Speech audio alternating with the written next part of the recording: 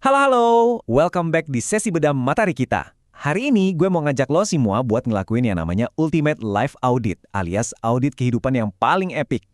Pernah nggak sih lo ngerasa waktu tuh cepet banget berlalunya? Kayak perasaan baru kemarin lulus sekolah, nongkrong tiap hari, sekarang tiba-tiba udah sibuk kerja aja? Nah, materi yang bakal kita bedah kali ini itu bener-bener mind-blowing. Dan gue yakin banget ini bakal ngubah cara lo ngeliat sisa hidup lo. Jadi siap-siap ya. Nah, coba deh bayangin angka 30.000. Kelihatannya gede. Sebenarnya, ini adalah rata-rata jumlah hari manusia hidup di bumi. Sumpah, dikit banget kan kalau dipikir-pikir? Kalau selama ini lo mikir lo punya waktu tanpa batas buat rebahan melulu sambil nungguin motivasi datang, wake up cuy. Ini adalah reality check yang dijamin bikin kita auto FOMO. Hidup lo itu literally cuma dikasih kuota 30.000 hari doang. Dan ini yang biasanya bikin orang pada merinding. Kalau umur lo sekarang ada di angka 30 tahun, lo itu udah ngabisin sekitar 11.000 hari dari total kuota tadi. Udah hangus, gone forever, nggak bisa di-refund sama sekali. Jadi kalau lo masih sering nunda dan bilang, nanti aja deh, atau kapan-kapan ya, mending beneran di-stop dari sekarang. Kata kapan-kapan itu bahaya banget, itu cuma trik otak yang ngebikin kita lengah, ngerasa waktu masih panjang, padahal timer terus jalan. Oke, mari kita masuk ke bagian pertama. Waktu makin menipis dan ini adalah wake up call buat kita. Lo pernah sadar nggak sih, kenapa makin gede, waktu kerasa makin cepet? Di materi ini dibahas soal konsep time blindness atau buta waktu. Gila sih ini. Ingat nggak pas lo masih kecil, liburan sekolah tuh kerasanya lama banget. Itu karena otak lo selalu dikasih pengalaman baru, jadi dia sibuk ngerekam semuanya jadi memori. Tapi pas lo udah dewasa, rutinitas lo gitu-gitu aja. Bangun, ngopi, kerja, scroll sosmed, tidur. Saking nyamannya, otak lo akhirnya nge-skip buat ngerekam memori baru. Hari-hari lo jadi ngeblur, dan tahu-tahu udah ganti tahun aja. Cara ngehacknya gampang. Lo harus paksain diri buat ngelakuin hal baru, sekecil lewat jalan yang beda pas ke kantor, biar otak lo bangun lagi.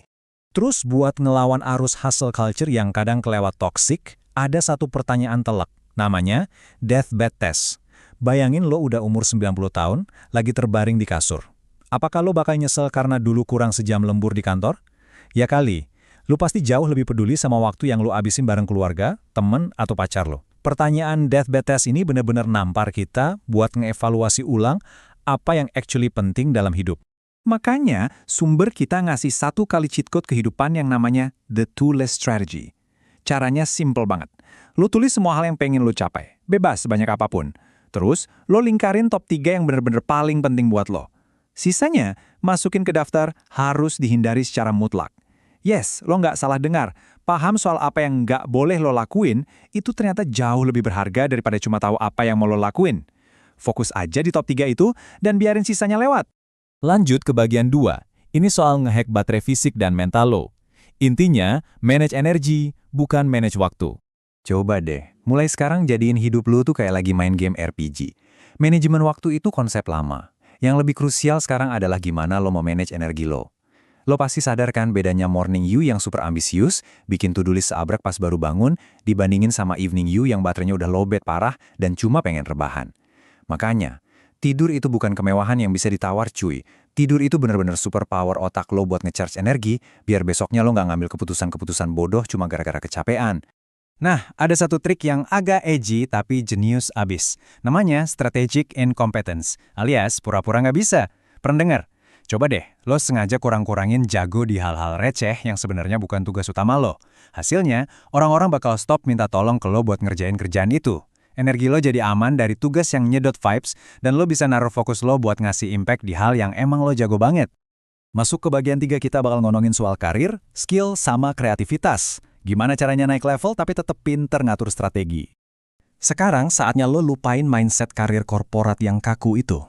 Lo harus dengar konsep deliberate amateurism. Ini ide di mana lo literally sengaja membiarkan diri lo jadi amatir di beberapa hal.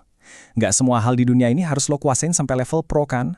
Kadang, membiarkan diri lo tetap jadi newbie itu ngebantu otak lo tetap fleksibel plus nekan ego lo biar nggak ketinggian.